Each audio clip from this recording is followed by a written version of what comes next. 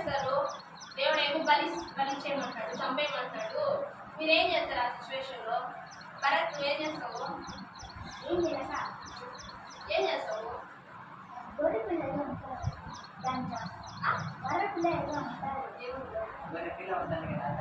వాడి స్టోరీ చెప్తాను.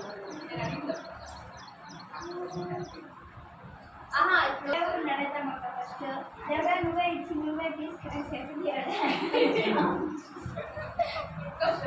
ఓకే నువ్వురా రాకేష్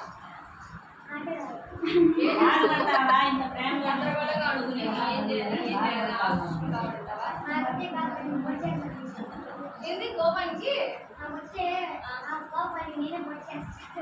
ఎవరికి? ఇక్కడ అబ్రహాం ఏం చేస్తాడంటే, దేవుడేమో నీ కొడుకుని నాకు బలివ్వు అంటాడు, ఓకేనా? కానీ బలివ్వమని చెప్పినప్పుడు ఆయన ఏమి మాట్లాడుతూ నేను ఇవ్వను, నువ్వేంది లేక ఇచ్చినావే నాకు, నువ్వే తీసేసుకున్నావే అని చెప్పి కోప్పడ్డాయన. కోప్పడకుండా వెంటనే ఈరోజు చెప్తే పక్క రోజు మార్నింగ్ లేచి వాళ్ళ కొడుకుని తీసుకుంటాడు. మళ్ళీ ఇంక పని వాళ్ళతో మళ్ళీ ఇంకా ఒక గాడి తీసుకొని వీళ్ళంతా కలిసి పోతా ఉంటారు అనమాట, వెళ్తారు. అంటే ఒక 3 days అనేది నడుచుకుంటా వెళ్తారు. అంటే దేవుడు చెప్తాను, నేను ఈ ప్లేస్ చెప్తాను, మీరు వెళ్ళండి అని చెప్పి దేవుడు చెప్తాడు. వాళ్ళు నడుచుకుంటే 3 days ప్రయాణం చేసుకుంటూ పోతారు. మళ్ళీ దూరం నుంచి ఒక ప్లేస్ ఏంటంటే మోరియా పర్వతం అని, పర్వతం పేరు ఏంటంటే మౌంటైన్స్ ఉంటాయి కదా, మోరియా అనే పర్వతం మీదకి నువ్వు తీసుకెళ్ళు, నీ బాబుని తీసుకెళ్ళి అక్కడ బలివ్వు అని చెప్పి చెప్తాడు. కట్టెలు ఇంకా నైఫ్ చంపాలి కదా, నైఫ్ అదే కట్టి ఇంకా నిప్పు పెట్టుకోమంటారు, చంపేసి ఇంకా కాల్ చేసేయాలి కదా, మరి అట్లా ఇస్తారనమాట.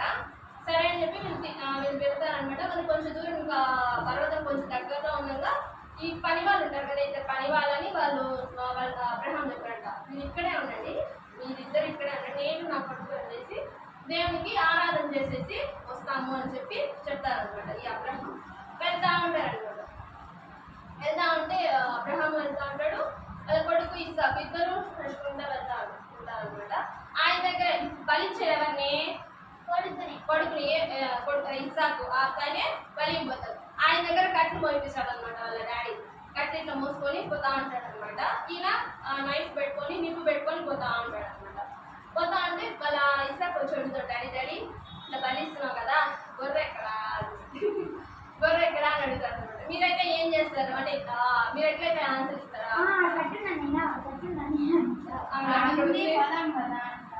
అవునా, ఓకే ఓకే. ఇంకా మీరైతే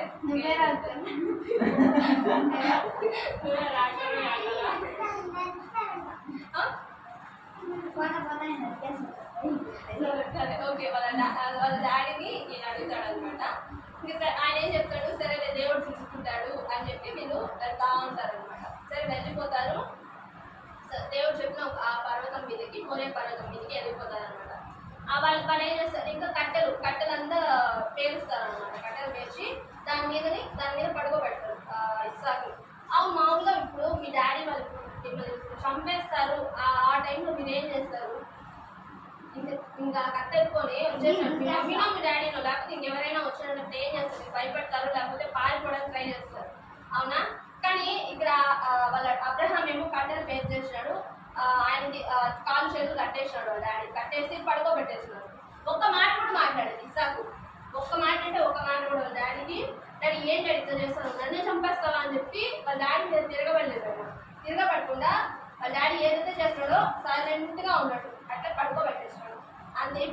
ఇప్పుడు మీరైతే ఆ పొజిషన్లో ఉంటే మీరేం చేస్తారు? నన్నే చంపుతా అని చెప్పి కలిసి మీ డాడీ మీద కూర్చొని చంపుతావా అని చెప్పి, ఎంత పని చేస్తావు డాడీ నువ్వు, నన్నే చంపేస్తావు అని చెప్పి పారిపోతారా లేదా? కానీ ఇక్కడ ఇస్సాకు అలా చేయలేదు అనమాట. వాళ్ళ డాడీకి అంత ఒబీడియంట్ గా ఉన్నాడు అనమాట. మనమైతే డాడీ ఇంత పని చెప్తే కూడా తిరగబడి ఏదో నేనేవో అని చెప్పి సరిగా మాట విను కదా. కానీ వాళ్ళ డాడీకి అంతగా ఒబే అయ్యాడు. పడుకోబెట్టేసి ఇంకేం చేయాలి, నెక్స్ట్ కత్తి ఎత్తుకుంటాడు అనమాట. కత్తి ఇంకెత్తుకున్నాడు, చంపబోతాడు. ఆ టైంలో దేవుడు ఒక వాయిస్ వినిపిస్తుంది అనమాట. దేవుడు వాయిస్ అబ్రహాం అని పిలుస్తాడు అనమాట. ఆ ప్రభు చెప్పు అని